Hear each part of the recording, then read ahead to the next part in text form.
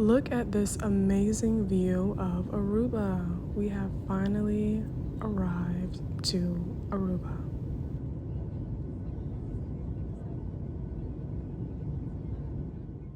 Now it's time for a quick hotel room tour. So this is the hotel. It's a Hyatt. It's cute, standard. Nothing too fancy because we're not going to stay here long. But one thing that I did find a little weird is that the phone is so far away from the bed. Like, hello? What if there's an emergency? I have to get up? Excuse me? But it's okay. So here is my view. Not much, but it's okay. I'm going to be outside anyway. We have the TV that we're not going to watch. Let's get into the restroom. Super cute.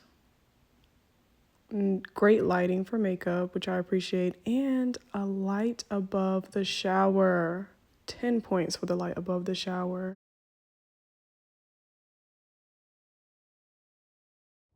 Your girl has made it to Aruba, so I'm gonna enjoy my vacation, relax, because holiday flying was hot mess express, full flights, delays, cancellations, all that stuff, and I just needed a break. Let me tell y'all how as soon as I got here, suddenly my neck and my back doesn't hurt.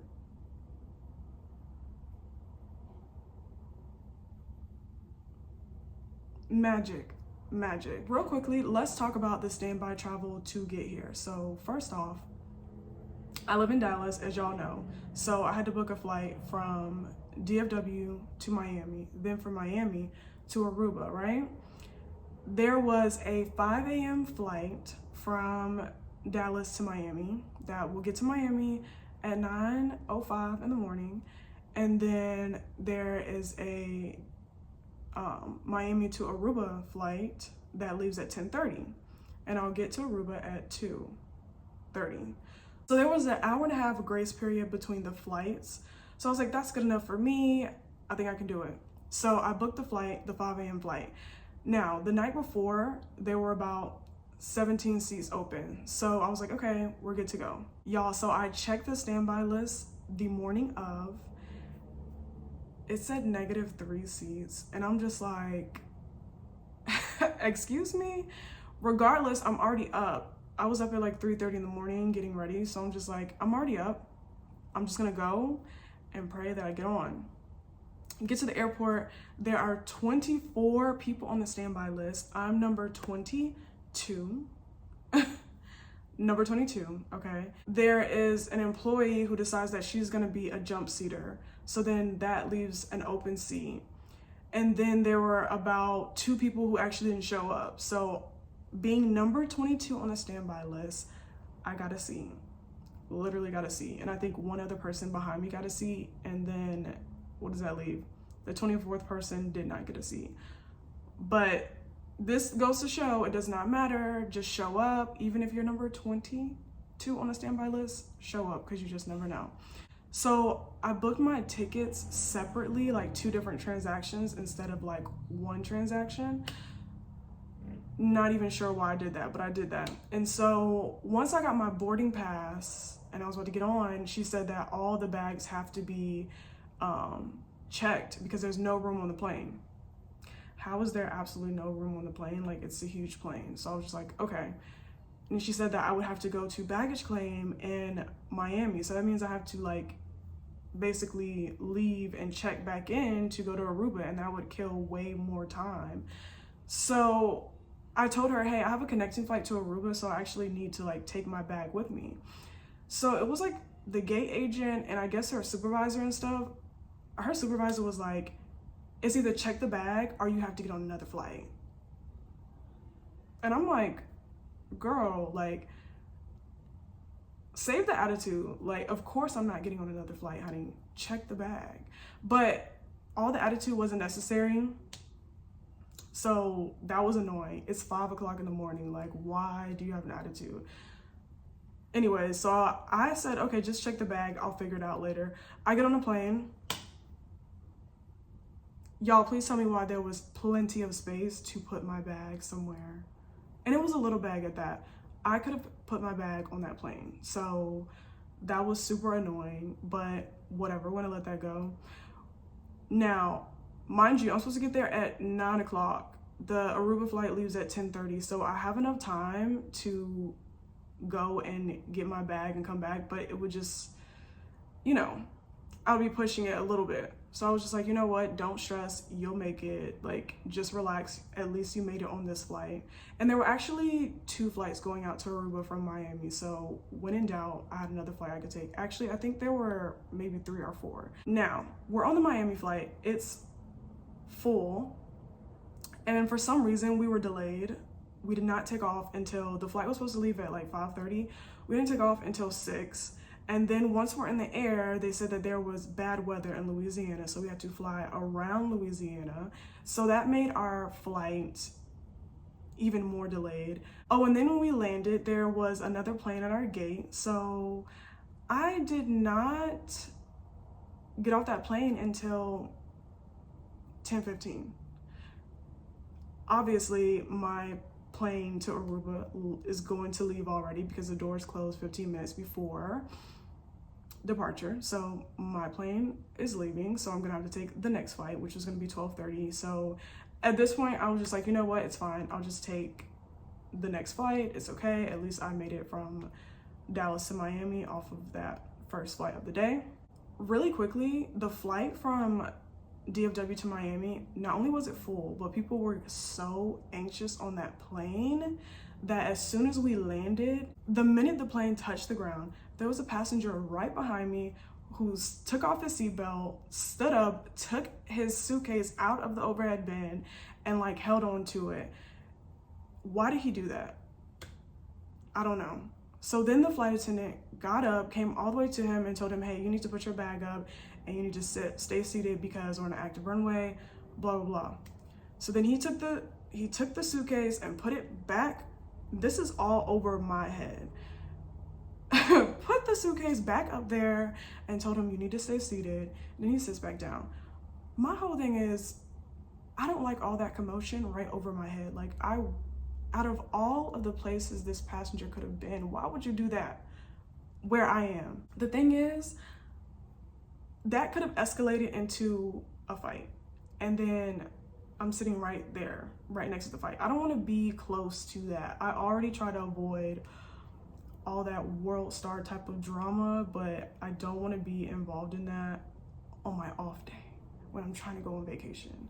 To have his suitcase be right above my head was so annoying. I was just like, I'm ready to go. I'm ready to go. These passengers are getting on my nerves and they don't know how to sit down and just wait until the doors open. Like, I hate when people just get up. When have you ever just got up as soon as the plane landed? Never. Come on. And there's plenty, even if you've never flown a plane before, there are plenty of TikToks that say, we hate when you do that. So don't do it. Like, it does not get you to your destination any faster. Anyways, so get off that plane. Then I had to go all the way to baggage claim to go collect my bag. That actually took about 40 minutes. So honestly, even if we arrived on time, I probably would not have made my flight regardless because of having to go to baggage claim to go pick up my bag. The flight to Aruba, however, had about 20 open seats, which was great. I got my boarding pass, I got my seat assigned like in advance. I get on that flight, y'all, please tell me why. There was a lady sitting behind me who had, all right, y'all, I gotta be quick because my phone is literally about to die. So I'm sitting in my seat. Passenger behind me has 2 dogs. And then the flight attendant basically has to come up to her and tell her, hey, miss, you have your dogs out. You need to put your dogs back in their carrier because they're not service animals and blah, blah, blah. And then the lady is like going back and forth and she's like, my dogs are sweating. Like, they're literally sweating. I just want them to have some fresh air. Like, this plane is just so hot. They're sweating. Girl. And how do you know the dogs are sweating? Like, so she puts the dogs up. The flight attendant walks away. She takes the dogs back out. So then the flight attendant comes back. She's like, ma'am, you need to put the dogs up. She's like, They're sweating. They're sweating. Y'all, if you made it this far, drop a dog emoji for me because I cannot believe this lady was doing the most. And then another passenger that's behind me. I'm like, come on, out of all the places on the plane, go somewhere else with that. So she came to her like 3 times. So I'm sure they wrote her up for that. I don't even know what type of dogs they were, but the dogs were quiet. Like, they didn't bark. Honestly, now realistically, the dogs should not be out if they're not service dogs. But if they're not making any noise and if no one is complaining, leave her alone. Like, I'm not gonna bother her, but I wasn't on the clock that day, so it's not my business. I didn't turn around, I didn't say anything. I just stayed in my lane and was watching TV and being quiet. So that happened. We get off the plane. On the plane, they didn't have any customs forms to fill out, so I just thought I was gonna fill it out once we got there. When we get there, I didn't see any forms, so I was just like, okay, I guess I just show them my passport. When I get to the passport area, like the declarations area, there is like one side where you just basically scan your passport and you just take a picture. There's actually no one there. And then there's another side where there are people there, but those are for the people who are actually Aruban. They're not called Arubian, they're called Aruban. Just let y'all know.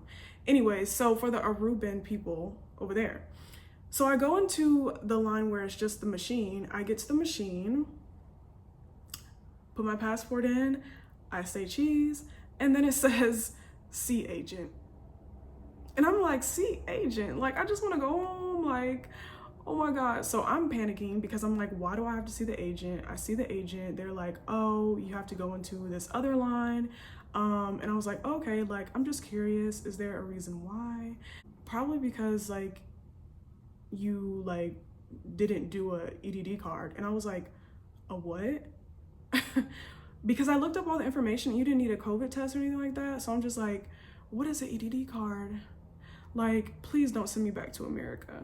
So she was like, oh, go to this website and fill out the EDD card. It's basically just like the customs card, but it's online. And she was like, just fill it out, it'll take like 5 minutes. And I was like, okay. So I'm still panicking, y'all, having this high anxiety because I didn't fill out the EDD card and I don't want to be sent back home.